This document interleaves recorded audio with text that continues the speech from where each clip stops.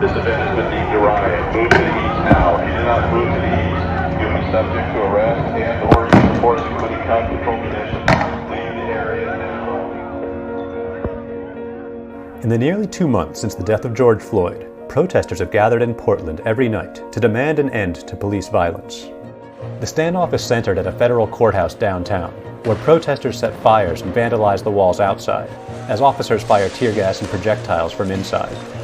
After a series of escalating confrontations between protesters and police, a U.S. district judge outlaws the use of tear gas, rubber bullets, and other non-lethal munitions by local police, unless an officer's life is at risk. Oregon state lawmakers pass a similar law 2 weeks later, declaring that tear gas can only be used in the case of a riot. The Portland Police Department regularly declares riots in the city, and the use of tear gas continues. Thank you. We've had a tremendous week. President Trump signs an executive order allowing for the deployment of federal officers to U.S. cities for the purpose of protecting statues, monuments, and federal property. Although most of the focus at the time is on monuments, the order will be used as justification to send troops into Portland. And on July 1st, the Department of Homeland Security announces a new task force to protect American monuments, memorials, and statues. In its statement, DHS says the new task force will conduct ongoing assessment of potential civil unrest and allocate resources to protect people and property. This may involve potential surge activity to ensure the continuing protection of critical locations. Over the 4th of July weekend, federal officers arrive in Portland. According to a memo later obtained by the New York Times, the officers sent by the Department of Homeland Security do not have training that would prepare them for riot control or mass demonstrations. The federal officers come from various agencies, including Customs and Border Patrol, the U.S. Marshal Service, and Immigration and Customs Enforcement, and include BORTAC, a SWAT-like unit typically deployed against drug dealers. Officially, the federal officers are in Portland only to protect federal property, but they quickly fan out across downtown, arresting protesters as they travel between federal properties. By mid-July, local news and protesters begin reporting arrests by unidentified officers in tactical military gear driving unmarked civilian vans.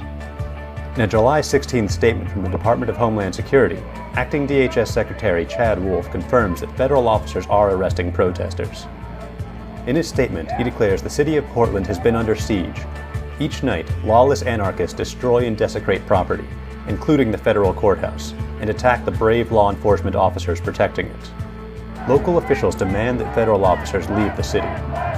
Remove your federal officers from the streets of Portland. The mayor has asked them to go home. Our congressional delegation has asked them to go home. Last week, we were seeing the de-escalation of the violence. We were seeing things calm down, but the intervention of federal officers reignited tensions. Oregon Attorney General Ellen Rosenblum files a lawsuit against the Department of Homeland Security, declaring, if this can happen here in Portland, it can happen anywhere. I don't need invitations by the state mayors or state governors to do our job. We're going to do that, whether they like us there or not. Despite earlier reports that the officers lack agency identification, DHS says officers have their agency patch on their arms, but their names are being withheld to protect them and their family.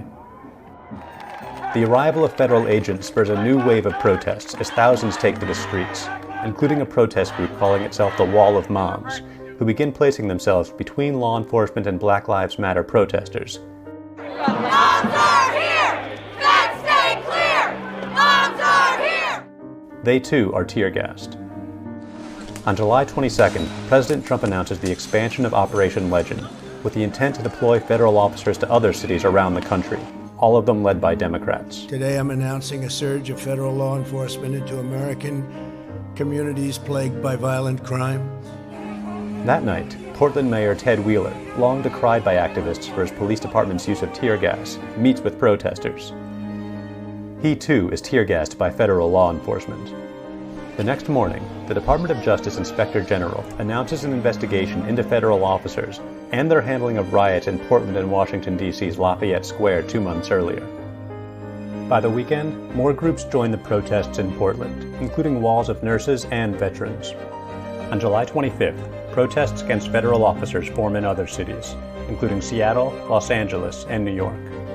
As protests continue and city leaders around the country prepare for the arrival of more federal officers, each must choose how welcoming they'll be.